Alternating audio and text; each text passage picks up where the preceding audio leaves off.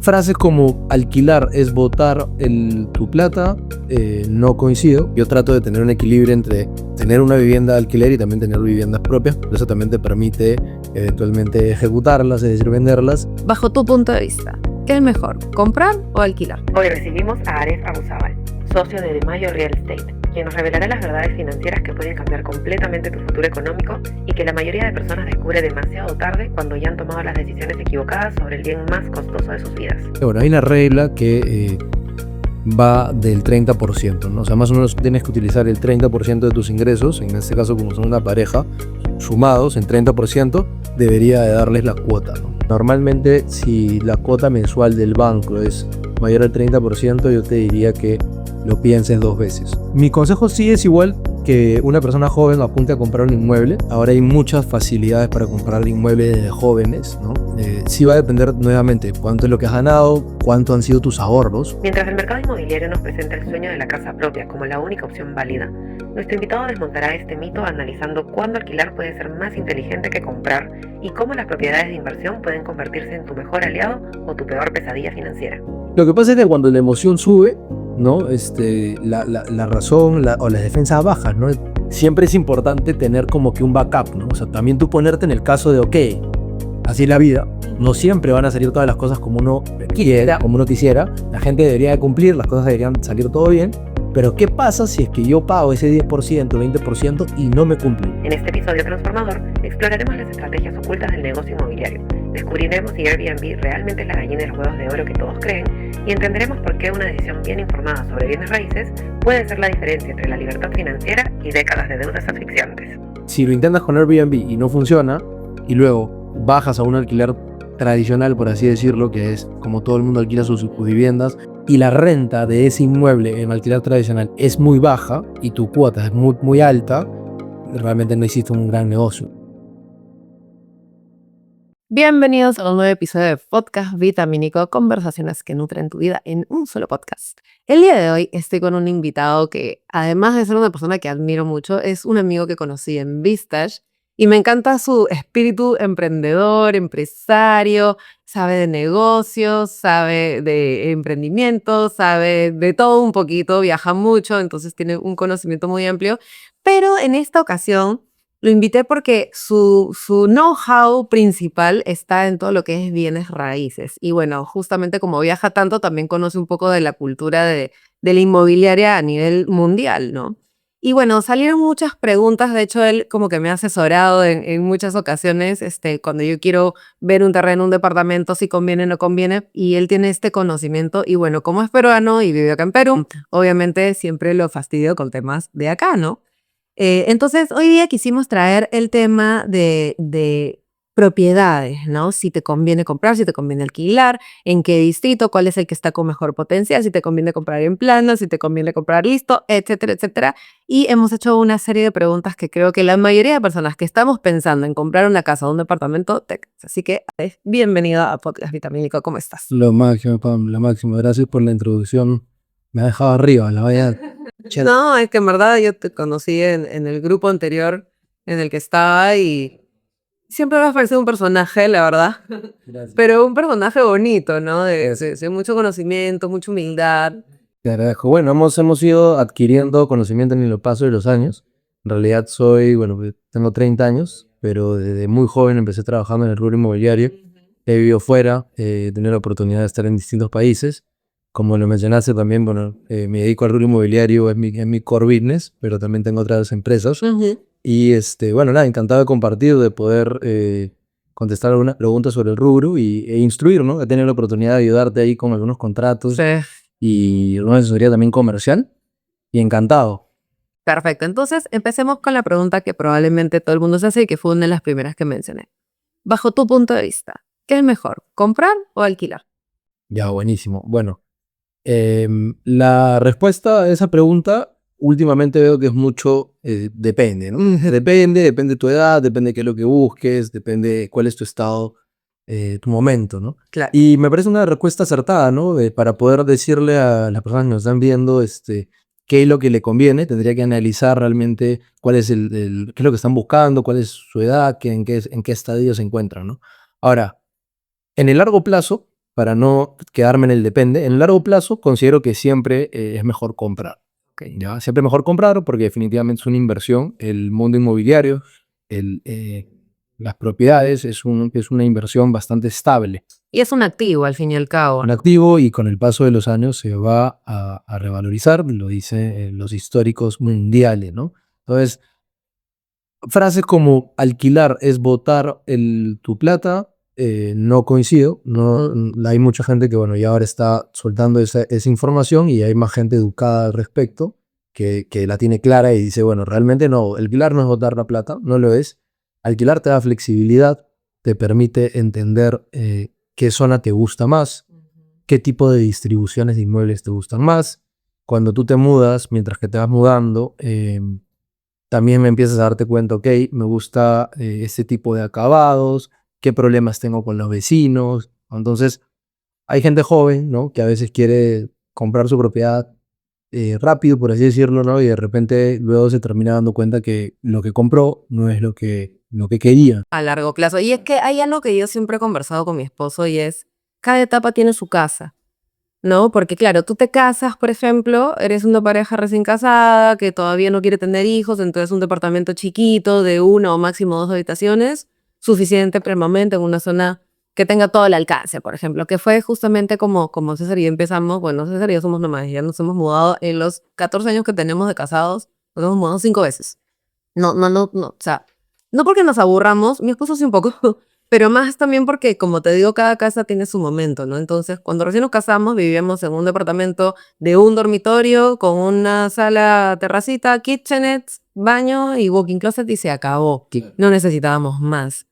Llegó el primer bebé, entonces era, ya, no voy a dormir toda mi vida en un cuarto con mi bebé, tenemos que buscar algo de 2 habitaciones. Entonces, nos mudamos uno que tenía cuarto principal, una habitación. Nació el hermano, ok, al principio los metes juntos a un cuarto chiquito, pero conforme van creciendo necesitan espacio, la casa te queda chica, nos mudamos a otro departamento. Cuando ya nos mudamos a este departamento, ahí sí nos mudamos porque la zona en la que estábamos, a pesar de que supuestamente era una zona segura, empezaron a haber como tiroteos, un par como era una zona donde había gente medio ficha, entonces habían temas de robo, secuestros, ¿no? Entonces dijimos, ya, nos mudamos.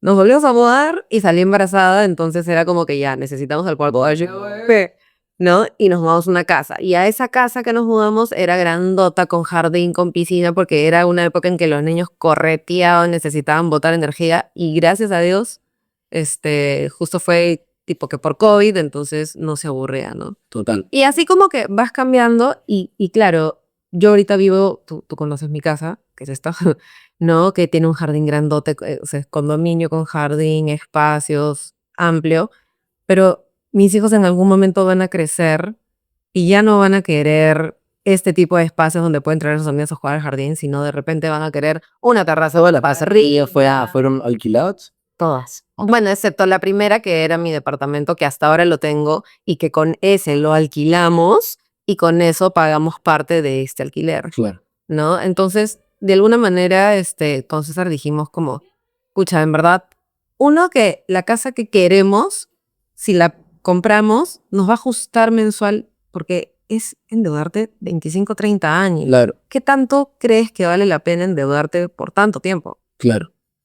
Totalmente. Bueno, en realidad tu caso es un caso bastante común. En realidad, ¿no? La gente va mudándose también conforme van avanzando en su vida, dependiendo de sus necesidades, ¿no? Ujú. Ahora, a mí, en mi experiencia, o sea, me ha gustado mucho el tema de un inicio invertido. Entonces, bueno, tú arrancaste con una pequeña propiedad.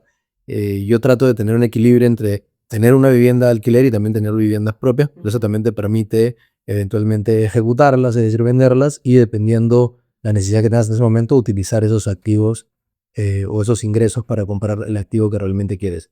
¿Qué tanto vale la pena endeudarse para estar en el espacio donde uno quiere? Bueno, hay una regla que va del 30%, ¿no? O sea, más o menos tienes que utilizar el 30% de tus ingresos, en este caso como son una pareja, sumados en 30%, debería de darles la cuota, ¿no?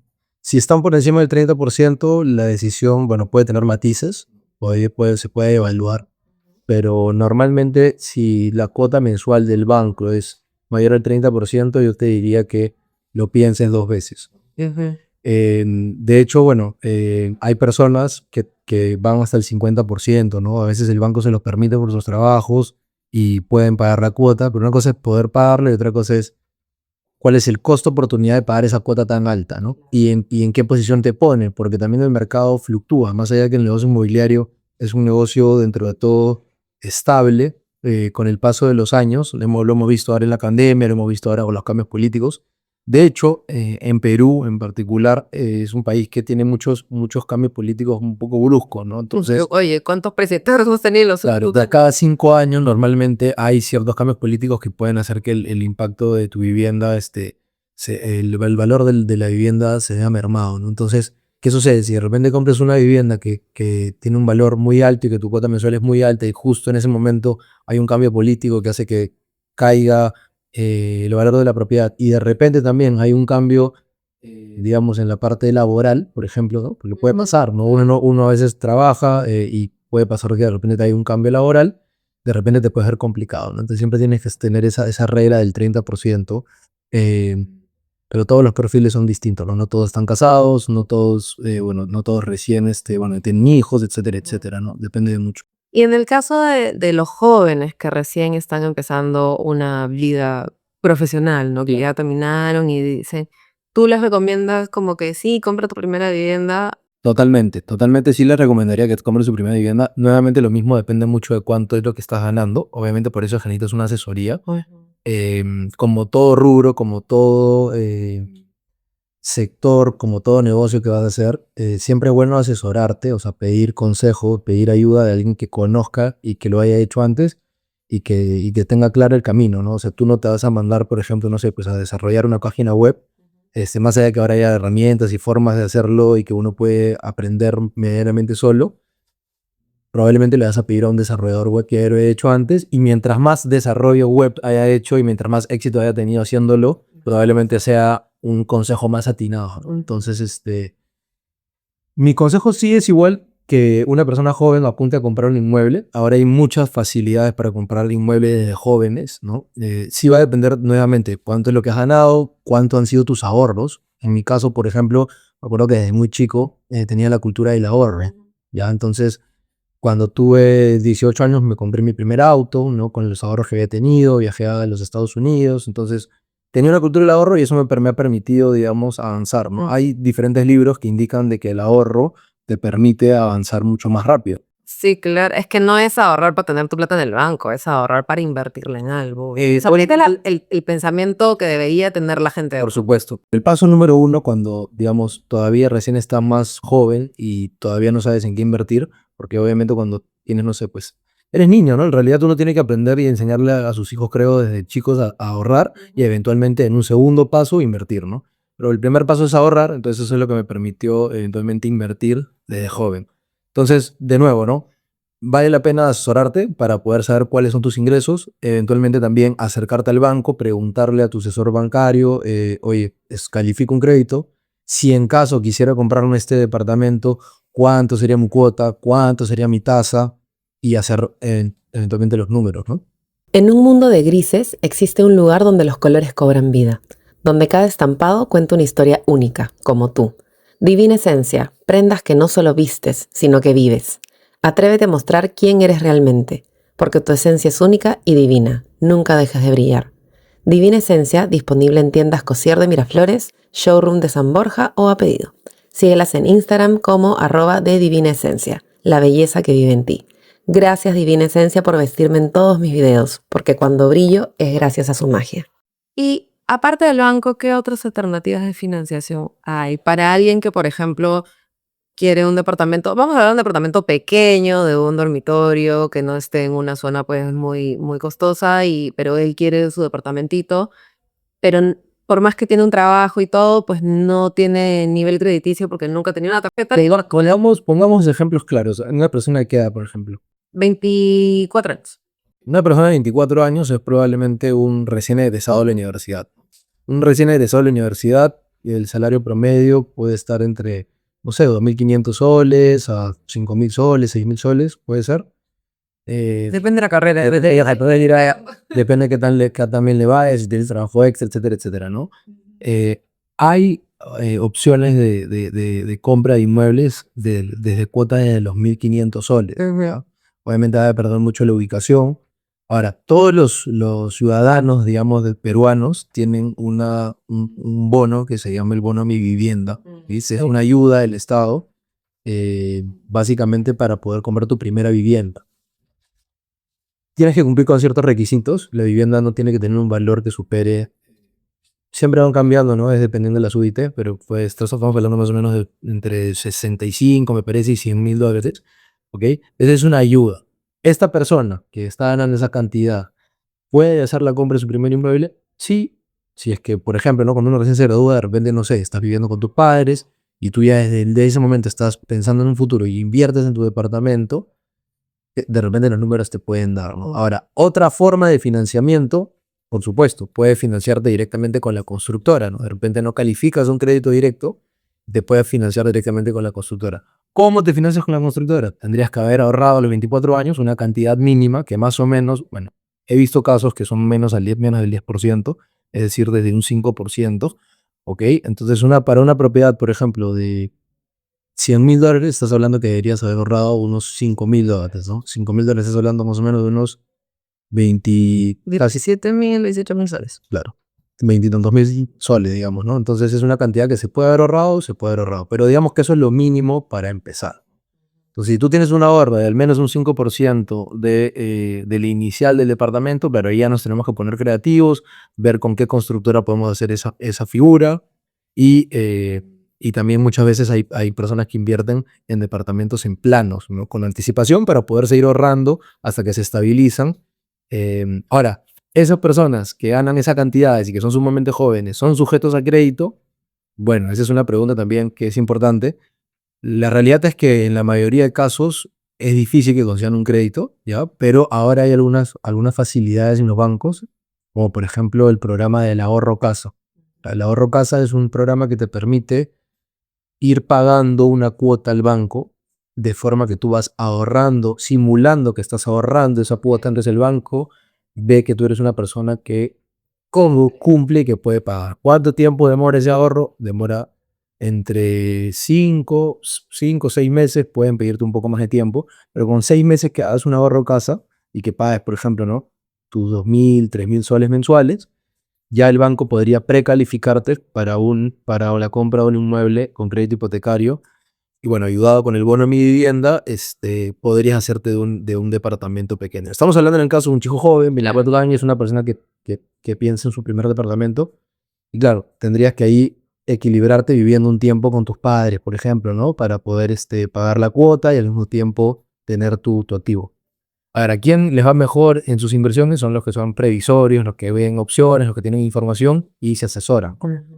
Ahora, hay muy pocas personas en realidad que a los 24 años ya están pensando en su primer departamento. La realidad es que uno empieza a evaluar la posibilidad de comprar departamentos quizá un poco más adelante, ¿no? Y en el caso de estos préstamos que te hace la inmobiliaria, ¿también son a 15, 20 años? O porque tenía entendido, corrígeme si me equivoco, que en el caso de la inmobiliaria es como ya, el departamento te cuesta, no sé, $100.000, empiezas tu cuota 10, 20%, pero de ahí me pagas en 5 años o en 4 cuotas la diferencia. O sea, como que son más Por fuertes. supuesto, cuando es un crédito directo con la inmobiliaria, con la constructora, los tiempos y los plazos son mucho menores. Van desde un año en realidad, ¿no? En un año terminas de pagar. Claro, la gente se preguntará cómo hago para pagar en un año, en 2. Claro, la realidad es que no es para todo. Para gente que de repente no se va a recibir quizá una herencia, quizás está por hacer un negocio, o de repente no necesariamente para un perfil tan joven, ¿no? Puede ser para un perfil ya un poco más senior quizá, que claro, pueden dar un 10, un 15, un 30% y les arman pagos, ¿no? Ahora, recuerda también que hay departamentos, o sea, estas inmobiliarias con el financiamiento directo, no necesariamente el departamento ya está construido, ¿no? A veces el proyecto demora en construirse 1 año, 2 años, entonces van armando pagos durante el que se construye el proyecto y claro, la última cuota antes de que te entreguen al departamento puede ser una de las cuotas más importantes, ¿no? Podría ser un 30% para ya contraentrega, como se dice. Y en este caso de los, ahí es donde vamos a entrar un poquito más porque es lo que me pasó a mí, ¿no? Yo te conté que yo compré un departamento en planos. La condición que ellos me dieron por el cual yo accedí a comprar desde planos es que yo pagaba en mi crédito hipotecario, porque la idea era sacarlo con el banco, un mes antes de la entrega del departamento. Claro. ¿Cuál fue el tema? Que se demoraron en la entrega del departamento, como creo que suele pasar con la mayoría de proyectos, o no sé si me equivoco, pero se supone que a mí me tenían que haber entregado en noviembre del 24, estamos a agosto del 25 y todavía creo que ni siquiera, creo que acaban de construir el tercer piso de un edificio de 14 pisos, o sea, les tienen para rato, no van a cumplir. Entonces ellos en algún momento me dijeron, no, pero tú tenías que haber empezado a pagar en, no sé, octubre. Le digo, pero es que la condición no era que yo pagara en octubre, porque mi idea con ese departamento era alquilarlos y que con esa cuota, o sea, con ese alquiler se pagaba la cuota, ¿no? Por supuesto. Entonces, en esos casos, ¿qué tienes que leer, hacer? O sea, ¿cómo saber que el proyecto Claro, cumple? es un poco complejo y la pregunta es un poco compleja porque en realidad, obviamente las constructoras están nadando en su propia piscina, ¿no? Entonces ellos entienden de todos los temas legales, contractuales y obviamente los expertos con un cliente final, digamos, que se compra probablemente 1 o 2 departamentos quizá a lo largo de su vida, no tienen mucha información, ¿no? Y no tienen mucha protección hasta cierto punto en temas contractuales, ¿no? Entonces, lo mejor en realidad es buscar asesoría.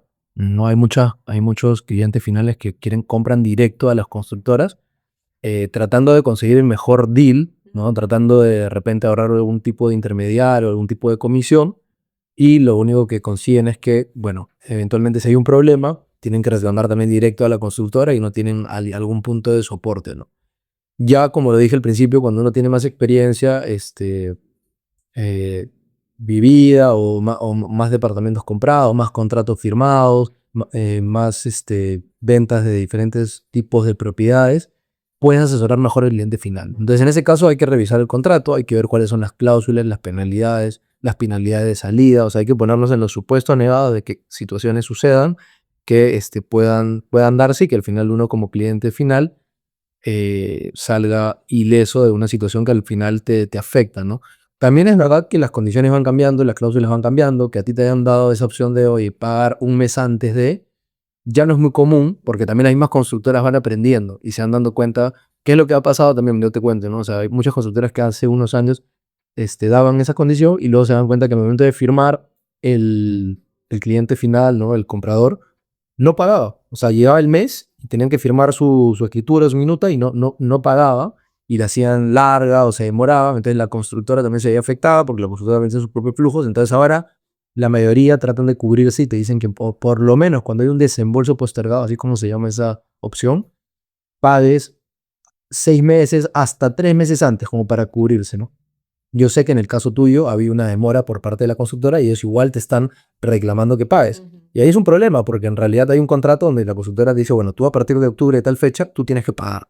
Pero hay un doble incumplimiento, ¿no? Porque si tú dejas de pagar, tú también vas a incumplir. No salía, o sea, el que me vendió a mí el departamento, lo que pasa es que yo no hice crédito directo con la inmobiliaria, o sea, la idea era que el desembolso del banco se daba un mes antes de la entrega del departamento. Pero claro, yo no iba al banco a pedirle, oye, ya ahora sí dame, ya tenía la preaprobación y todo, con eso fue que nos dijeron ok, Claro. porque ya estaba preaprobada, entonces es como... Claro. Bueno, entonces en el contrato no aparece aquí No. la fecha puntual, sino es... Que yo te va no, se supone que ellos sí ponían fecha de entrega. Ahora, en esos casos, ¿cómo te proteges tú de un incumplimiento? Y en otro caso también que he visto, que en algunas situaciones he visto departamentos que se han quedado a la mitad de construcción en casco, gente que ya había pagado. Y Claro, esa es una muy buena pregunta. Les comento de que para que o sea, cuando un proyecto está patrocinado por un banco, ¿no? O sea, hay varias cosas, ¿no? Hay varias cosas. O sea, primero que nada, tienes que revisar el terreno a quién le pertenece. Si el terreno está saneado, cómo ha sido comprado el terreno, quién ha comprado el terreno, la constructora, un holding. Tienes que revisar también, bueno, quiénes son los socios de la constructora, qué constructora es, hace cuánto construye, cuántos proyectos tienen entregado, reviews obviamente en redes sociales también es válido.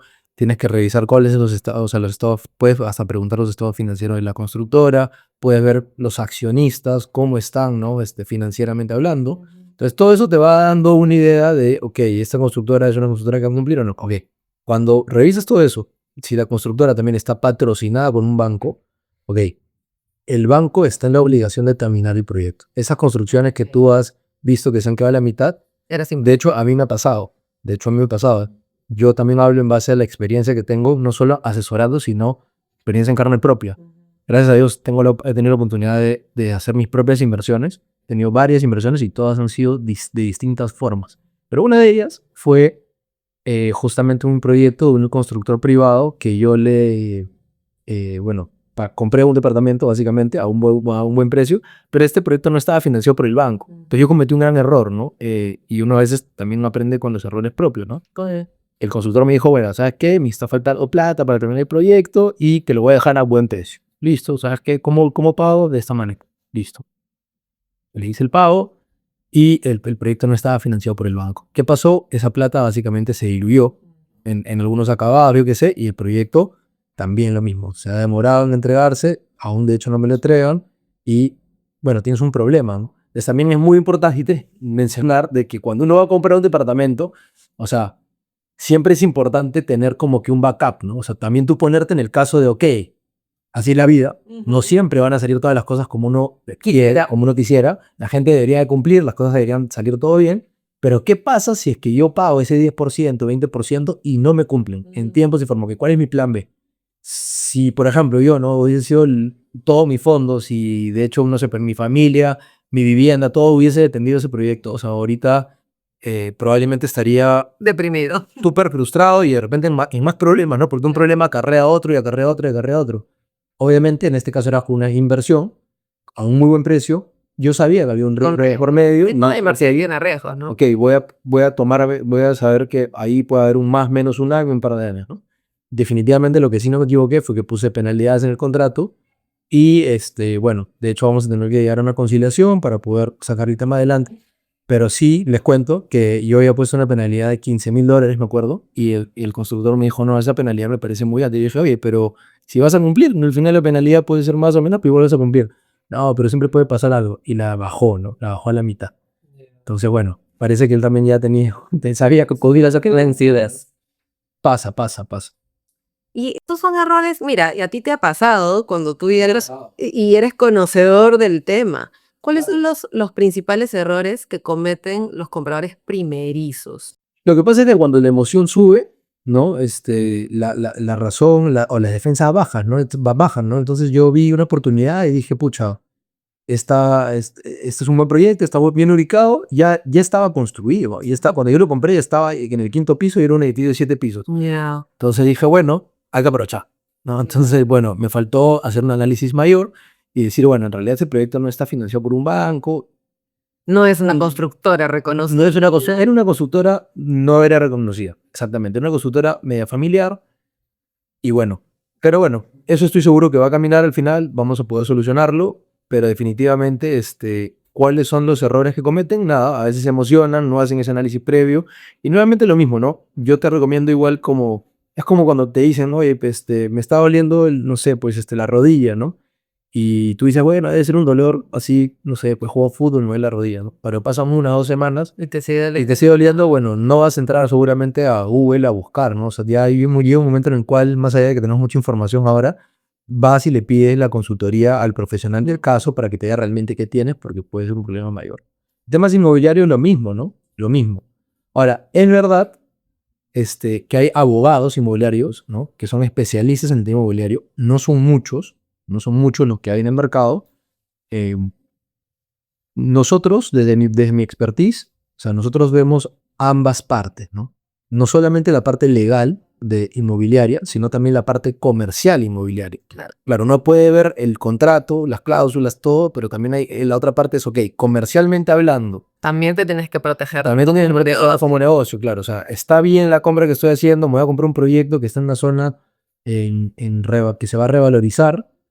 Está basado o está sostenido en qué, ¿no? ¿En qué está sostenido? Está sostenido en que la constructora es reconocida, está sostenido en que van a ser dos torres, está sostenido en macroobras, está sostenido en un plan de desarrollo de la Municipalidad de Lima. ¿En qué está sostenido la inversión que estoy haciendo? Entonces, nada, pues al final es buscar, como le vuelvo a repetir, una asesoría con alguien que te un poco que te pinte la hacha. Sí, bueno, que yo lo encontré tarde. Lo que pasa es que te conocí después también, ¿no? Pero hay dos cositas también que creo que podría ser como un error de un principiante, ¿no? Uno es el famoso location, ¿no? Que la gente busca el tema de ubicación y todo eso. Sí. ¿Cómo saber si la ubicación se va a... O sea, yo te digo una cosa, yo compro en Miraflores y sé que no hay pierde, porque tiene años de años siendo un lugar muy turístico, cada vez con más negocios, se está poniendo súper bonito todo, entonces como que no hay pierde. Pero hay algunas promesas, ¿no? Que lo que está pasando ahorita con Chancay, por ejemplo, ¿no? Que hasta hace 5 años tú no das un mango por Chancay, sin querer ofender a nadie, obviamente, como inversión. Y hoy, como inversionista, todo el mundo quiere estar en Chancay porque se vino el puerto, ¿no? Entonces, ¿cómo identificar estas oportunidades antes de que ya todo el mundo esté encima, ¿no? Sí, bueno, es una pregunta compleja, ¿no? Ya si vamos para el lado de Chancay, estamos hablando de otro tipo de inmuebles, ¿no? Otro tipo de zonificación. Eh, eh, Chancay en realidad es un puerto gigantesco con una inversión gigante que viene desde hace varios años. Y realmente ahí tendríamos que buscar ya un asesor que de repente conozca aún más de ese tipo de inversiones, ¿ok? Yo en la experiencia que tengo más he asesorado en temas de vivienda, ¿no? De inmuebles comerciales, tema de terrenos y de edificación. En Chancay particularmente, pero jalando un poco tu pregunta de, ok, ¿cómo sé dónde invertir y dónde está la oportunidad? Em, Hay que investigar, ¿no? Hay que investigar, obviamente, si te mandas a meter una inversión, por ejemplo, la de Chancay, ¿no? Que el valor metro cuadrado del terreno estaba en $20 el metro cuadrado hace no mucho. Cuando el riesgo sube, o sea, también, o sea, perdón, cuando la inversión es tan jugosa y puedes ganar tanta más plata, obviamente el riesgo es más alto. Entonces, nada, tiene que ver mucho ahí cuánto dinero tienes, cuáles son tus ahorros, cuánta adversidad, riesgo puedes aguantar. Y definitivamente no es lo mismo invertir en Chancay que invertir de repente en un lince o que invertir en un surquillo, ¿no? Claro.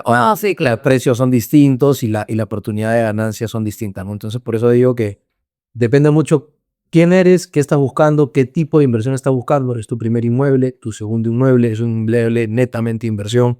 ¿Estás buscando retorno de inversión inmediato? ¿Estás buscando plusvalía? Es una apuesta, ¿no? Hay gente que ha comprado lotes en el sur, por ejemplo, y sabían que era medio que una apuesta a 10 armas. O sea, depende mucho, ¿no? En el tema inmobiliario hay una gama inmensa de opciones. No, y ahora que comentas lo del sur, claro, es lo que pasó en Asia, ¿no? Que quién iba a imaginarse que Asia se iba a volver la zona más ficha del sur cuando hace 20 años quienes empezaron a comprar ahí, ¿cómo, a eso voy, ¿no? ¿Cómo te llega ¿es suerte?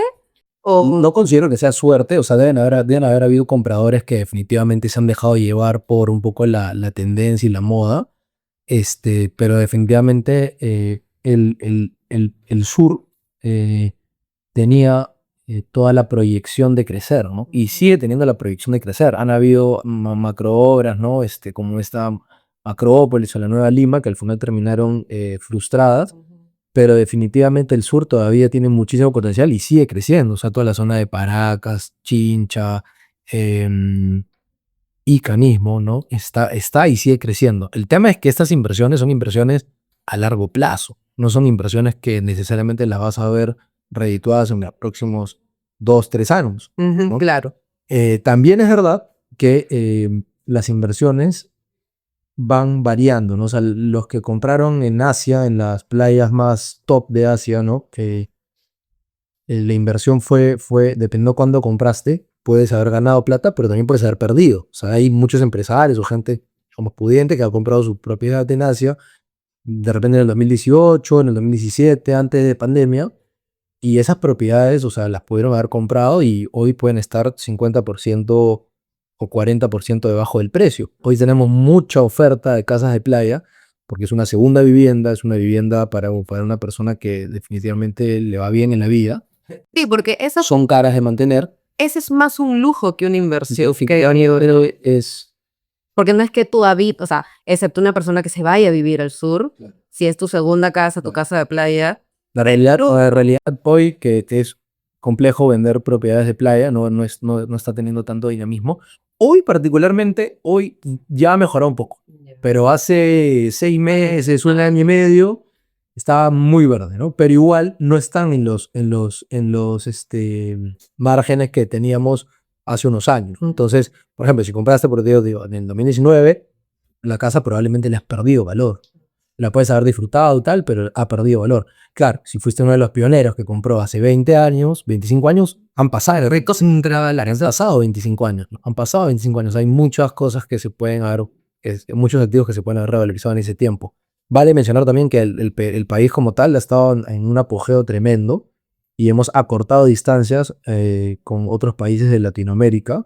Gracias por mencionar de que, bueno, que he tenido la oportunidad realmente de conocer real estate en otros países en Latinoamérica y también bueno, En el mundo. el mundo de Estados Unidos, pero bueno, hace poco estuve en Chile, ¿no? Y obviamente el valor metro cuadrado de las zonas pudientes de Chile está muy por encima de lo que es una zona pudiente en Lima, ¿no? Brasil, ni qué decir, Colombia mismo. Entonces, todavía hay un techo para seguir escalando en hasta cuándo puede ir subiendo y escalando los precios de las zonas más cotizadas y codiciadas de Lima, Claro. ¿no? Y eso lo vas entendiendo, bueno, también cuando viajas. Ahora, también vale mencionar de que estos países tienen vías de acceso mucho más desarrolladas, ¿no? Tienen macroobras mucho más desarrolladas que Lima, entonces están sustentados ¿no? digamos, la estructura urbana del país. Ahora y hay que investigar, están abriendo las nuevas vías de conexión del aeropuerto, no sé si se llama la línea, no sé qué línea es, pero la que conecta bueno, la costanera con lo que es ahora el nuevo Sanjón, ¿no? El Sanjón con la Panamericana Sur. Y todo eso, la zona donde estaba el Colegio Champañá, por ejemplo, Ya. que es Surco Viejo, todo lo que es Surco Viejo, es una zona que tiene un valor mucho más bajo que la otra zona de Surco, que lo que Chacaría, obviamente, y se está empezando a revalorizar, ¿no? Se está empezando a Por revalorizar. estas nuevas Por supuesto, cuando ahora que López Aliaga hizo la adquisición de todas estas tierras, ¿no? Donde está el colegio, hay otro colegio ahí, ¿cuál es? El Hiram, me parece, el Hiram, no sé si Sí. claro, el Hiram, se comieron una cancha de fútbol, salió en las noticias, para hacer la vía que están ahora realizando. Y bueno, ¿qué va a pasar? Toda esa zona eventualmente se va a revalorizar. Lo otro que hay que tener claro, y bueno, al final uno tiene una idea, pero también todo puede cambiar, pero lo otro es parámetros, ¿no? O sea, el parámetro va a cambiar, va a ser un parámetro comercial, ¿no? Va a mantenerse como un parámetro de vivienda, cuáles son los pisos que se van a permitir, ¿no? Al final no puedes saber todo, pero más o menos puedes tener una idea dependiendo quién es el alcalde, cómo es su manera de manejo. Entonces sí hay una información detrás que bien manejada puedes apuntar de forma certera a una inversión buena, ¿no? En el caso de tu proyecto, sí lo entiendo, es una consultora reconocida, está bien ubicada. Creo que a la larga igual va a ser una buena inversión. Sí, Costó, según tú, fue un buen precio el que fue un buen precio, conseguiste fue un buen precio. Creo que a la larga, o sea, si tuviesen cumplido en tiempos, sería perfecto. sería perfecto, pero no te han cumplido en precios, bueno, en tiempo, pero al final está bien ubicado, has hecho un buen deal, es esperar, pero claro, tú estás en una posición en la cual no te afecta tanto. Claro, porque era para inversión y no estoy pagando, porque ese es el tema, ¿no? Que hay algunas constructoras o algunos proyectos que te venden en planos, pero empiezas a pagar desde el mes siguiente en el momento en que adquiriste. Que después Si hubiese pasado eso, estaría ahora, y no solo eso, hay gente que en verdad paga, ¿no? Le ha pasado mucho y en verdad es una lástima, que pagan, se ahogan y la constructora no le cumple. Y que cuentan con esa vivienda para vivir. Claro. Entonces, no es una inversión, es su primera vivienda. Exacto. Entonces, ahí sí está complicado. Entonces, ahí sí tienes que decidir muy bien a lo seguro. Y por eso, muchachos, también existen los inmuebles de segundo uso, que son una excelente opción, que no lo hemos que venga Todavía. que fuera una extraordinaria opción, en realidad, no lo veo para nada mal comprar un inmueble de segundo uso. Es más, considero que realmente puede ser una mejor opción incluso de comprar un inmueble de primer uso hoy en día, dependiendo qué condiciones tiene el cliente comprador, ¿no? O sea, en qué etapa de su vida está, cuáles son sus finanzas, cuáles son sus proyecciones, su primera vivienda, es una inversión. ¿Y en qué lo baso? Lo baso en que con un inmueble de segundo uso tú tienes una capacidad de negociación abierta, ¿ok? Tú puedes un inmueble de segundo uso negociarlo abiertamente y no hay un margen que respetar necesariamente. Si bien es cierto, la gente está, bueno, está condicionada a un margen, pero uno no sabe la necesidad de la persona de lo que le vas a comprar. En cambio, con la constructora es distinto. La constructora, su negocio es construir para vender. Claro. ¿No? Tú no vas a ir, pues, no sé, pues, a una tienda de ropa. Claro. A una tienda de ropa que hace la ropa para venderla a un precio, le vas a regatear el precio, o sea, por ahí te puedes, en un margen pequeño. Pero alguien que ya usó la ropa y que en realidad puede que no la necesite más, puede ser que le tires una oferta, no sé, pues 20-30% por debajo y quizá le puede terminar cuadrando. Y también esa gente que ha comprado segundo uso, pueden ser personas que hayan comprado en el 2000, antes del 2004, por ejemplo. Los que venden antes del 2004 no pagan impuesto a la renta. ¿No? Hay una ley que si tú eres el dueño de una propiedad que la has adquirido antes del 2004, no pagas impuesto a la renta. Entonces, por ejemplo, esto es una información de valor, ¿no? Entonces, si tú eres una dueña, una propietaria de una propiedad, vale la redundancia, y yo me entero o lo sé que es un inmueble que tiene pues 29 años, entonces ya o 30 años, un inmueble antiguo, es verdad, es un inmueble antiguo, pero yo sé que tú lo has comprado muy barato. O sea, lo has comprado probablemente ese inmueble pues al 80% del valor que lo está vendiendo hoy. Claro. Entonces, y es un inmueble antiguo. Ahora, el inmueble antiguo, de hecho, tiene sus perks, ¿no? O sea, tiene sus debilidades, pero bueno, siempre está la oportunidad de refaccionar, ¿no? Entonces, puedes negociar un muy buen precio, a una muy buena ubicación, y luego de una refacción te puede quedar un excelente departamento a un muy buen precio. Ahora una consulta basada en mi experiencia, o sea, en mí, ¿no? Yo tengo un departamento en Miraflores, en la avenida Santa Cruz, que mi papá se lo compró hace 40 años. Una excelente zona. Ahorita, porque cuando lo compró era una zona tranquila de Santa Cruz, ¿no? Claro. 40, no, 30 y pico. Mi papá sabía que esa zona se iba a realizar. No, o sea, no tenía idea. Y hoy es una zona hermosa, Claro. súper bien cotizada y todo. Ese departamento yo lo heredé. Ajá. Por ser herencia, ¿paga impuesto a la renta teniendo ya más de 30 años? Sí, o sea, hay un nuevo costo computable. Habría que ver cuándo lo heredaste. O sea, lo que pasa es que lo heredé de mi papá cuando él falleció hace 17 años. Bueno, 17 años. Habría que ver. Pero lo heredé en conjunto con mi mamá. Cuando mi mami falleció hace un par de años y ya pasó 100% a mí. Habría que ver. Sí hay una posibilidad de que pagues impuesto a la renta, ¿no? Hay que ver cuál es el costo computable, qué es lo que indican los documentos de la propiedad y definitivamente es un tema un poco más complejo, un poco más técnico. Sí hay casos que en realidad puedes dejar de pagar el impuesto a la renta, pero no en todos los casos. Por eso digo que hay que ver los documentos, qué valor le pusieron en ese momento al inmueble, ¿no? Qué valor tiene en municipal. No cuando lo compró él, Ah, ok. sino que cuando hacen la nueva, digamos, el nuevo título, hay que ver ese valor. Ya. Y en estos casos de inmuebles de segundo uso, ¿cuáles son los aspectos técnicos que sí o sí tienes que revisar para no llevarte sorpresas? Porque te lo digo, ¿no? O sea, este departamento que yo tengo ya tiene 30 años. Claro. Está muy bien ubicado. La junta de propietarios se encarga de mantenerlo bien, de pintarle fachada, de remodernizarlo, como para tenerlo bonito. Pero obviamente por temas de edad hay cosas que ya fallan, ¿no? Y hace poco, en justo mi departamento, se rompió una tubería de la troncal. Y empezó a filtrar agua y se le iba al vecino y se le iba al de abajo. Entonces, al principio yo pensé que era un tubo mío. Cuando rompimos y vimos, era sorpresa troncal, ¿no? Porque ya tiene una edad. Y claro, se rompió justo ahí, pero pudo haber pasado en cualquier parte de ese tubo que pasaba por todo el edificio, ¿no? Claro. ¿Cómo te das cuenta antes de comprar un departamento que esas cosas no te van a pasar a ti y al final tú vas a tener que asumirlas? Bueno, en este caso, la junta de propietarios ha decidido asumir con una cuota extraordinaria porque es un tema del edificio. Claro. No el 100% del costo, pero Sí, bueno, hay muchas cosas que evaluar. En realidad, una de ellas definitivamente en la junta de propietarios está inscrita. Están pagando los mantenimientos, hay caja en el edificio. Uno se da cuenta, obviamente, con todo lo que visual al edificio, ¿no? Vas a un edificio antiguo, en el caso tuyo, y ves que está bien pintado, que las áreas comunes están remodeladas, que hay una buena administración, entonces ya tienes una idea de. Ahora, un departamento antiguo definitivamente tiene un valor menor porque hay una depreciación. Nosotros manejamos, bueno, los tasadores manejan una depreciación de más o menos un 1% anual por el departamento, ¿no? Hasta unos 30 años. Es difícil, ahora te lo explico, o sea, si un departamento, no sé, valor metro cuadrado actual en la zona de Santa Cruz está a $2.500 en metro, que es más o menos el precio actual, digamos, tu departamento lo tendrías que traer a valor actual. O sea, tú podrías estar vendiendo tu departamento, yo qué sé, en $1,300 hoy, pero claro, restándole ese 1% anual, llegaría, o sea, restándole y trayéndolo esos $1,300 de hace 30 años al valor actual, estarías competitivo con un departamento de estreno.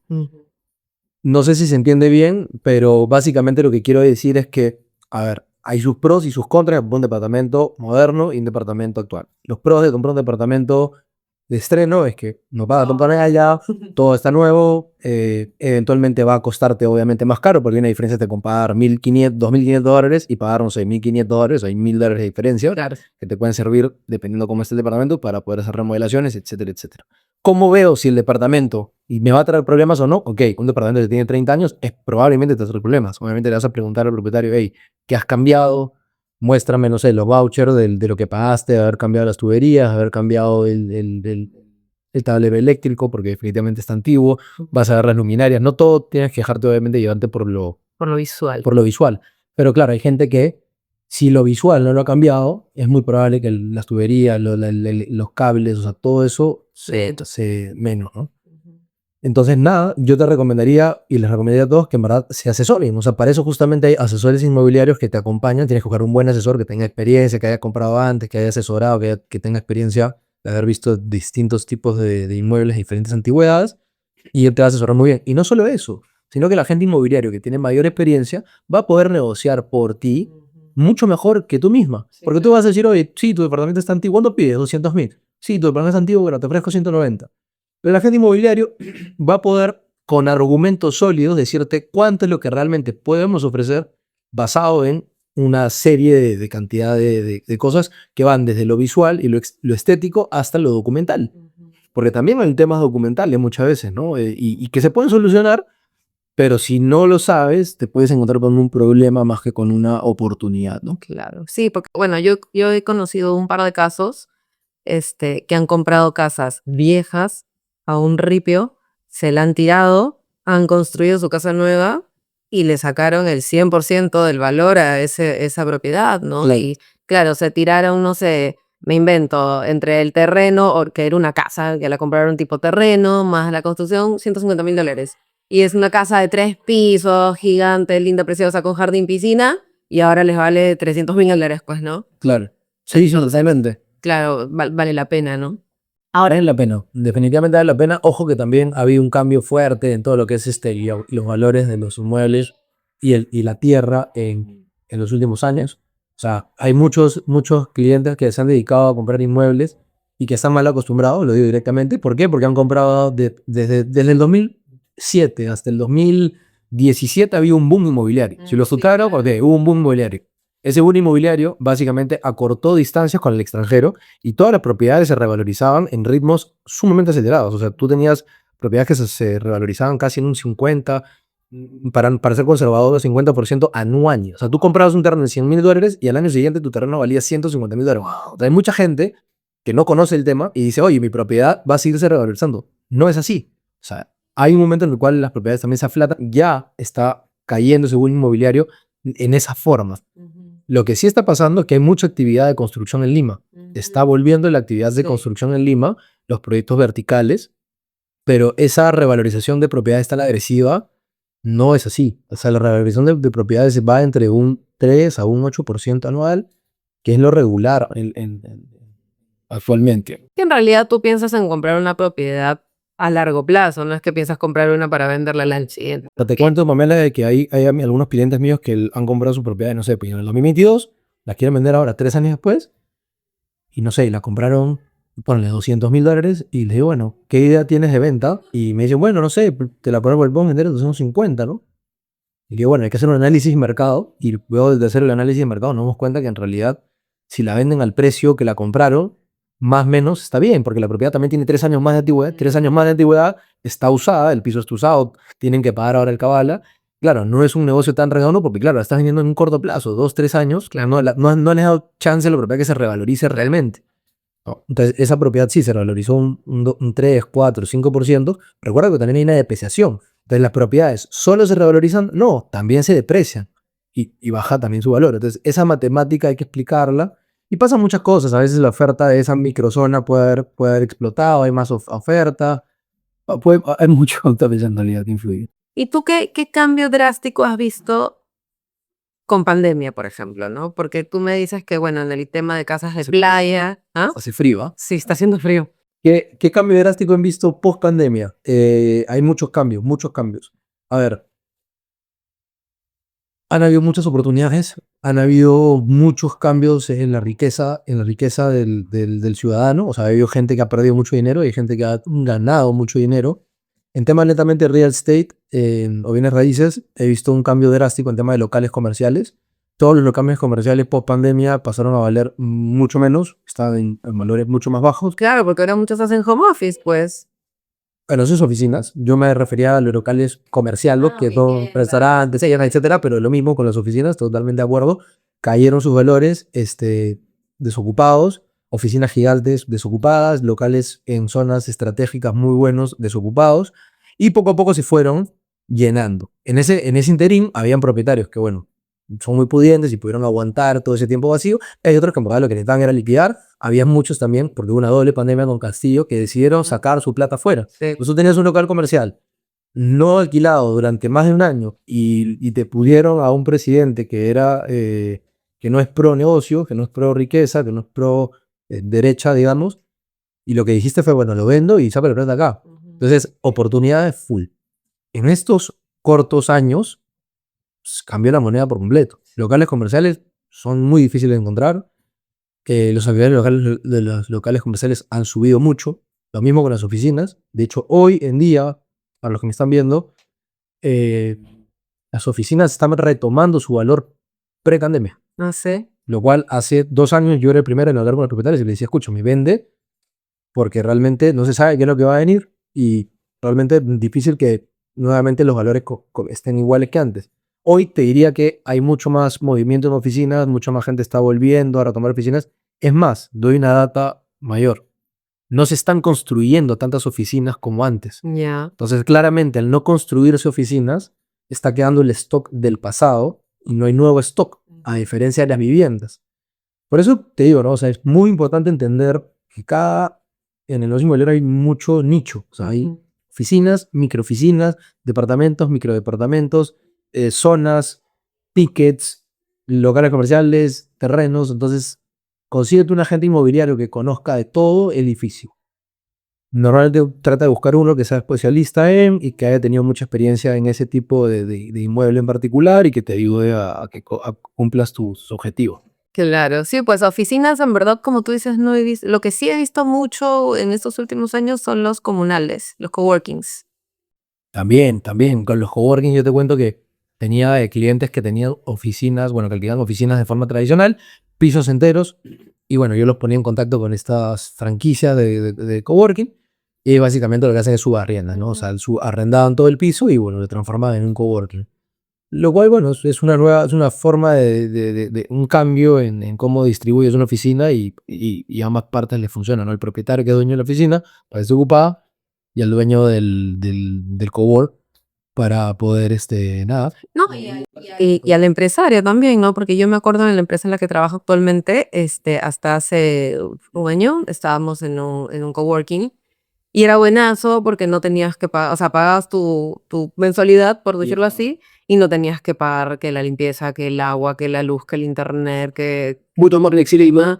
¿no? Y claro, era como que llegabas, pedías una sala o la separabas con tiempo, o si tenías, no sé, en mi época, que esa época estaba Lucas chiquito, si necesitaba concentrarme y huir, me iba y tenías hasta tus cabinas para ti solita para tener llamadas. Me parecía súper chévere, ¿no? Y ahora la tendencia de estos coworkings también es que tengan como una zona de restaurantes, de tiendas abajo, entonces tienes todo a la mano. Pues, A mí me parece maravilloso más que pagar, pues, mensualmente más con todas las responsabilidades que mira, no, mira cómo lo ves tú, ¿no? Entonces, imagínate lo que le decimos nosotros a veces a algunos propietarios, dueños de oficinas, que sus edificios ya tienen 15, 20 años, o sea, sus oficinas, ya el negocio cambió. Ahora tenemos edificios como el edificio de Moore, que está en Camacho, que tiene helipuerto, ¿no? En el edificio, justo ahora tuvimos unas cuantas transacciones ahí de unos inmuebles, Y ese edificio, o sea, tiene todo lo que dices, ¿no? O sea, áreas comunes, locales comerciales abajo, mucho más estacionamientos. Y claro, ¿cómo lo comparas? Porque el cliente final lo que hace es definitivamente comparar y dice, bueno, yo prefiero un edificio de este nivel que de repente un edificio que sí está bien ubicado y tal, pero es mucho más antiguo, ¿no? Claro. De hecho, por ejemplo, las oficinas que nosotros estamos no tienen áreas comunes. Entonces, yo tengo que darle un espacio de la oficina para hacer un kitchen. Que estoy perdiendo 25, 30 metros cuadrados si no es más, en un kitchenet que se utiliza pues 1 o 2 veces al día y pierdo metros cuadrados. Preferiría de repente en un área común, ¿no? Claro. Lo mismo pasa en vivienda. Lo mismo pasa en vivienda. Hay gente que me dice, oye, vende mi propiedad, yo qué sé, 15, 20 años, 10, 15, 20 años, desde 10 años, ya que ya cambió todo. Y digo, escúchame, ahora la gente no quiere cuarto y baño de servicio. O sea, mucha gente no necesita cuarto y baño de servicio. No, pero búscame el que quiere cuarto y baño de servicio. Es verdad, hay gente que sí quiere cuarto y baño de servicio. Yo necesito, porque obviamente yo Dependiendo mucho del metraje del departamento y el ticket. Porque claro, si estamos hablando, hay departamentos, hace 10 años construían departamentos de 70 metros cuadrados con cuarto y baño de servicio, ¿no? A más, 80, 90. Entonces, una persona que hoy quiere comprar un departamento de 70 metros cuadrados, no necesariamente dice quiero cuarto y baño de servicio, quiero que los 70 metros cuadrados, entonces departamentos con 70 metros cuadrados, debe dormitorio. Sí, claro. El mío es de 2,50 metros. Claro, entonces, ¿qué pasa ahí? En la comparativa. Tienes un departamento de 70 metros cuadrados que tiene un dormitorio o 2 dormitorios, unos 2 chiquitos y un cuarto y baño de servicio, y el otro tiene 3 dormitorios. Entonces, ¿qué sucede? Yo prefiero, como inversionista joven, más moderno, un proyecto que tenga primero áreas comunes, ¿ya? Y 3 dormitorios, a un departamento que tiene 10 años y que tiene, sí, un nuevo dormitorio y cuarto y baño de servicio. No se acomoda al usuario actual. Depende también de tu situación actual. O sea, yo como madre de familia que tengo un hijo y necesito una nana que me ayude con mi bebé cuando yo voy a trabajar, yo prefiero 1000 veces que sea cama adentro a que vaya y Pero ahí te pongo el tema de la oferta y la demanda. Entonces, ¿cuál es la oferta y la demanda? A ti particularmente, la Mela, ese departamento te cuadra. Pero así como tu departamento, que ese departamento que te cuadra, hay bastantes. Hay varios que están vendiendo de ese departamento que le cuadra, ¿no? Entonces, al final, tú tienes una mayor oferta para poder elegir. Entonces, tú vas a decir, ok, tienes capacidad de negociación. ¿Se entiende? Claro. Si tienes más oferta, hay más departamentos así, con ciertos perks que pueden no ser tan utilizables. Bueno, al final siempre hay una frase, ¿no? Existe cada varón descosido. Peñón roto Roto por un descosido, pero un poco es entender, ¿no? Las tendencias, cómo van cambiando y cómo van variando, ¿no? Yo recomiendo también siempre cambiar tus inversiones. O sea, cada cierto tiempo cambiar tu inversión, ¿no? Es muy importante tener un asesor inmobiliario que conozca el mercado porque el mercado fluctúa. Entonces, hay veces que tú tienes que saber cuándo vender, cuándo salir de la posición y nuevamente cuándo retomar la posición. Entonces, Asia, ¿no? Obviamente nadie tiene una bola mágica para saber que en la pandemia iba a llegar la pandemia, ¿no? Pero sí podías darte cuenta y decir, ok, compré una casa hace 15 años, ya la casa tiene 15 años y ya la casa ha subido. Quizá es un buen momento para vender y de repente comprar en otra playa que recién está empezando a desarrollarse, no tan posicionada. Obviamente cada historia, cada familia, cada empresario y cada inversionista tiene sus diferentes necesidades, pero sí creo que es importante renovar inversiones. O sea, tú el departamento que compraste en su momento, o sea, eventualmente venderlo y comprarte, hacerte de otro más moderno, más nuevo. En fin. Pasando ahora un poquito al tema de los Airbnb, que también es como otro boom que se creó hace unos años, ¿no? Empezó antes de pandemia este boom, en pandemia se paralizó porque el mundo estaba encerrado. Hoy día, ¿cómo ves ese negocio? Porque dentro de los planes de la compra de estos departamentos que te conté, había la opción de o un alquiler fijo para una persona que viva ahí perenne o alquilarlo tipo modo Airbnb, ¿no? Yo sé, No puedo generalizar. claro, yo sé que depende de la zona, que depende de lo que tenga el edificio, Definitivamente. pero Definitivamente. No puedo generalizar. Bueno, tu departamento está en Surco, en la zona más cercana a La Molina, digamos. No es una zona... sí es medio comercial porque está cerca al polo, está cerca Es una zona comercial, 100%, pero no necesariamente es una zona turística. La zona que revienta en Airbnb es Miraflores, Barranco. Y bueno, obviamente sí conozco clientes que tienen propiedades en, no sé, San Borja, también San Isidro. Bueno, San Isidro sí es una buena zona para Airbnb. San Miguel, el malecón de San Miguel también es una buena zona para Airbnb. Bueno, digo, no puedo generalizar y hay que probarlo, pero hay plataformas, AirDNA es Air de aire, de DNA, ¿no? Es una plataforma que tú ingresas ciertos datos y te puede decir más o menos cuál va a ser la demanda de tu unidad, ¿no?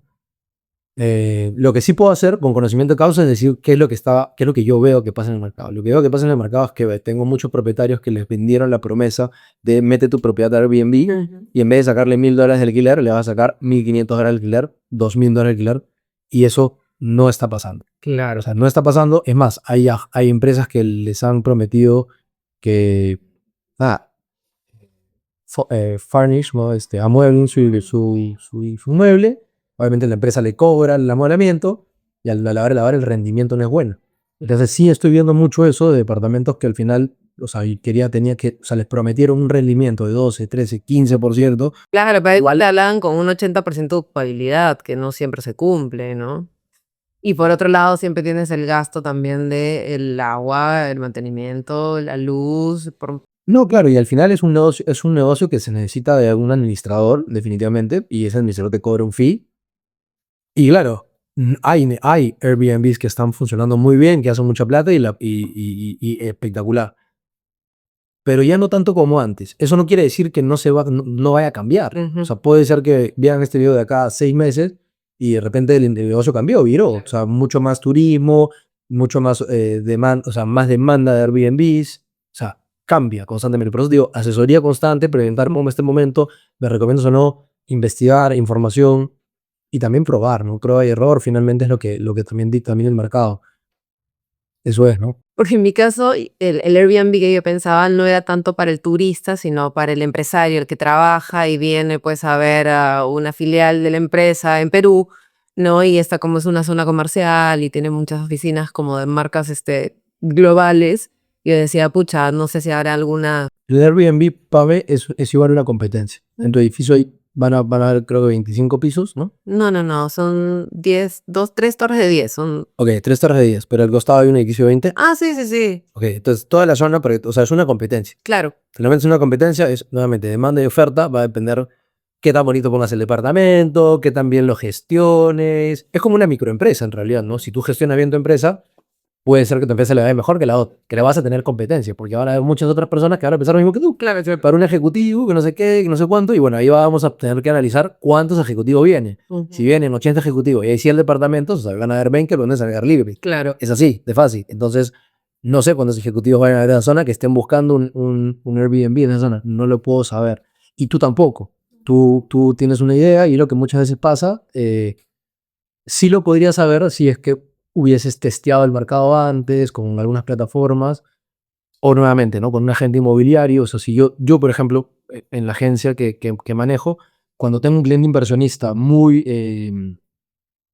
que necesita mucha información, yo simulo propiedades para poder ver su proyección y para poder ver su nivel de ocupamiento, su nivel de oferta y demanda. ¿Cómo la simulo? Básicamente generas una unidad en la zona y empiezas a publicitarla previamente. Entonces tú ya sabes, ok, hay interés, no hay interés. Y más o menos con eso puedes tomar una decisión de compra mucho más acertada, ¿no? Ya. Porque ahora también con el tema de los Airbnb, como que vi que se estaba como que medio poniendo de moda estos departamentos como decorados, ¿no? A lo de experiencia Star Wars, Claro. ¿no? O experiencia, no sé, Machu Picchu, me invento, ¿no? Claro. Algo así. ¿Eso cómo lo ves? Porque me parece una locura. No, son tendencias, ¿no? Son tendencias que van haciendo para innovar y para ir cambiando y para que obviamente hacer una diferenciación, que es lo que te decía hace un momento. Si vas a competir, tienes que diferenciarte y tienes que hacer lo mejor del resto si quieres tener mejores resultados, ¿no? Pero Airbnb es un negocio aparte. Es un negocio aparte, te va a tomar tiempo. Y si pones un administrador, y el administrador va a depender qué tan bueno sea. Si es un administrador más o menos, lo va a hacer más o menos. Si va a ser un administrador bueno, probablemente lo va a hacer bien. Entonces, sigue siendo una opción, nuevamente, prueba y error. ¿Qué es lo peor que puede pasar si lo intentas? Nada, que al final del día, bueno, paso a un alquiler tradicional. Bueno, lo peor que puede pasar sí es verdad que si lo intentas con Airbnb y no funciona, y luego bajas a un alquiler tradicional, por así decirlo, que es como todo el mundo alquila sus viviendas, 12 meses, 2 años, yo qué sé, un 2 por 1, que es lo habitual, y la renta de ese inmueble en alquiler tradicional es muy baja y tu cuota es muy, muy alta, realmente no hiciste un gran negocio. Claro. No hiciste un gran negocio. Entonces siempre hay que ver, ¿no? O sea, cuál es el plan B, cuál es el plan C y ya está. Igual siempre mi consejo es invierte. O sea, al final del día, invierte asesorado, pero mientras antes inviertas, vas a tener más oportunidades de verte beneficiado del crecimiento de las inversiones. Naturalmente las cosas mejoran. O sea, lo hemos visto en el país, ¿no? O sea, las calles, las pistas, los parques, los edificios, los malls, los aeropuertos, o sea, mejoran. Y estamos en un país en realidad favorecido, estratégicamente favorecido, hoy más que nunca, geográficamente favorecido. Te decía que están en Chile y realmente están picones con muchas cosas que tenemos nosotros. Y yo creo que el país se va para arriba, que va a mejorar. O sea, yo soy optimista con lo que viene. Espero que decidamos bien. En caso no sea así y volvamos a decidir no tan bien, creo que nos vamos a recuperar. Pero eso, básicamente. Tocaste el tema de los alquileres tradicionales. ¿Qué cosas tienes que tener en cuenta de tu futuro inquilino? O sea, También otra pregunta que es que hay que tener cuidado, ¿no? A ver, un contrato bien redactado, no te dejes llevar por un contrato que tiene de hace, así te diría, un par de años, ¿no? No, o sea, que te lo redacte un abogado inmobiliario o una agencia inmobiliaria o un asesor inmobiliario calificado. Los contratos se actualizan, las leyes se actualizan, los párrafos que están en los contratos se actualizan, la información se actualiza. Les cuento que ahora cambió, pues ha salido una norma nueva con respecto al tema del pago tributario de la SUNAT. O sea, hay mucha gente también que se quiere ahorrar el tributo de primera categoría, que es el pago de la renta por alquileres. Y hoy, para poder sacar y hacer un desalojo express a un inquilino, necesitas tener los vouchers de pago de tu renta. Mucha gente no lo paga. Entonces el juez te lo da lo dismiss, ¿no? O sea, lo saca, no lo toma en cuenta, ¿no? Entonces, a ver, ¿qué toman en consideración? Contrato bien redactado, actualizado, con cláusulas de desalojo express. Bueno, hay dos modalidades, una es que lo inscribas en registro público y otro que es un contrato privado, pero con firmas legalizadas. El perfil del cliente, el perfil del inquilino, hacer un análisis exhaustivo. A veces uno como propietario cree que pues se la sabe todas, por así decirlo, ¿no? Porque ya ha alquilado antes, pero aunque no lo creas, hasta las personas cambian. O sea, el mismo análisis de Sentinel, el mismo análisis de Infocorp cambia. Entonces, ¿quién va a tener mejor ojo que uno? Probablemente alguien que se dedica a eso y que constantemente ve cómo es la dinámica de estos inquilinos, ¿no? Pedir los tres, otro tip bueno es pedirte los tres últimos. Si viene de arrendar, o sea, tú conversas con el cliente. Es por eso que, nuevamente, no recomiendo trabajar con un profesional. Yo como profesional converso con el cliente. Veo si llegó temprano, no llegó temprano, analizo su estado financiero, el tema policial pasado, le pregunto de dónde vienes, dónde has vivido antes, cuánto vienes pagando. Entonces, le vas sacando información y luego le puedes pedir, ¿no? Oye, ¿me puedes por favor enviar los 3 últimos pagos de la vivienda anterior donde te vas a mudar? Y ahí vas viendo, ¿no? Te los manda, no te los manda, va viendo cuándo pagó, paga en fechas correctas. Entonces, igual que el banco, tienes un estimado y dices, ok, este cliente me ha mostrado los 6 últimos pagos de la renta anterior, que es una persona puntual, veo sus tarjetas de crédito, tiene inmuebles. Hay mucho de dar problemas. y hay un sinfín, ¿no? Te digo que tengo clientes que son más seguros, o sea, segurones y piden garantías, piden letras, o sea, ya si te quieres poner creativo, puedes hacerlo. Pero la realidad también es que uno como inquilino, cuando va a buscar un inmueble, o sea, también quieres fluir con un propietario que tampoco no sea tan, que no sea tan escrupuloso, ¿no? En la evaluación, demasiado, te puedes sentir un poco, te asusta, ¿no? Entonces hay que encontrar el equilibrio perfecto entre que es una buena evaluación y vas a estar seguro y tampoco ahuyentar a los posibles inquilinos, ¿no? Porque también el tiempo es dinero, ¿no? Si ahuyentas un inquilino o dos, Tiempo que no te están pagando por esa propiedad y que te está costando a ti, bueno, sí, a veces, por supuesto. Por eso yo digo que desde el día uno que un mueble se queda vacío, lo ideal en realidad es contratar a un profesional, porque al final tú te puedes demorar 1, 2, 3, 4 meses en alquilar una propiedad haciéndolo por tus propios medios y de repente un profesional lo puede hacer en 1 Claro. o en 2. Y al final es tiempo que tú perdiste y dinero que perdiste por ahorrar una... Una cosa, uno se da y más a cuenta de pagar un mes y lo va en el primer mes que quedarte 4 meses sin ese ingreso total. Por supuesto que sí. Bueno, ya casi para terminar. Para las personas que ya tienen una propiedad, ¿tú crees que conviene, por ejemplo, hipotecar esa propiedad para sacar otra nueva? O sea, porque yo he escuchado de estas jugadas que hacen algunos inversionistas, ¿no? Que se apalancan sobre una propiedad Por supuesto. para retirar dinero, sacar y poner la inicial de la otra. ¿Y cómo? Por supuesto. Nuevamente, buscar asesoría. Tú mismo lo has dicho, esa es una modalidad que lo hacen muchos inversionistas. O sea, hay niveles de inversionistas.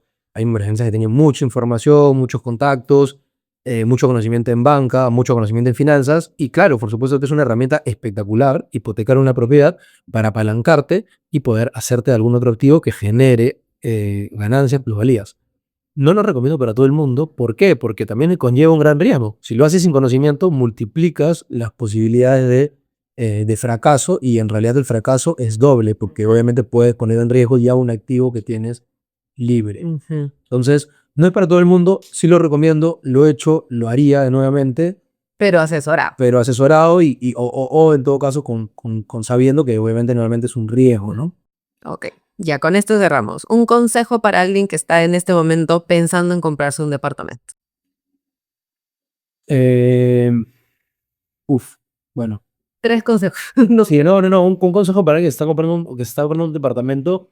A ver, el comprador normalmente no paga por la asesoría, ¿ok? Normalmente tú buscas a un asesor, el asesor cobra una comisión de lo que es la venta del inmueble en sí, ¿ok? ¿Qué sucede? Sí es verdad que cuando trabajas con un asesor, bueno, de algún lugar tiene que salir los honorarios del asesor. Obvio. Definitivamente. Sale de la venta del inmueble. Recomiendo 100% que trabajes con un asesor inmobiliario o un intermediario que te ayude y te aconseje, porque va a negociar mejor que tú, probablemente. Tiene la experiencia. Tiene la experiencia. Con la constructora lo va a hacer mejor que tú. Con el cliente final, si es una persona que está haciendo segundo uso, lo va a hacer mejor que tú. Entonces, antes era mucho más común ver, oye, trato directo, quiero trabajar directamente con el propietario, pero han habido muchas estafas, porque tanto el comprador puede ser un estafador, como el vendedor puede también ser un estafador o puede tener malas prácticas. Justamente esa persona que vincula a ambas partes y que les asegura que ambas partes estén tranquilas, es el intermediario. Entonces, mi consejo en realidad, si estás buscando comprar un departamento, es búscate un buen asesor que te dé data y que tenga data, y para eso tiene que tener obviamente experiencia, tiene que tener, no sé, CRMs, información, para poder decirte, ok, ¿por qué no comprar en la cuadra 15 Petituar si comprar en la cuadra 16? ¿Y por qué no comprar en el piso 8 si no comprar en el piso 15? ¿Y por qué no comprar la distribución mariposa si no comprar la distribución lineal alargada? ¿O por qué comprar vista interna y no comprar vista calle? ¿Y por qué te estás tan empecinada en vista parque si es un departamento, no sé, para Airbnb? Entonces, hay muchas variables y creo que un asesor bien experimentado te va a solucionar muchos temas, y créeme que a la larga esos honorarios que un asesor cobra Se se recontrataron, ahorrando tiempo, dinero y problemas, ¿no? y malas experiencias. Sí. Es un mundo muy amplio, y son muchas las variables. Y es una inversión de por vida, ¿no? Entonces vale la pena realmente asesorarse. También es verdad que al final, o sea, todas las inversiones conllevan un riesgo, ¿no? Nada es seguro.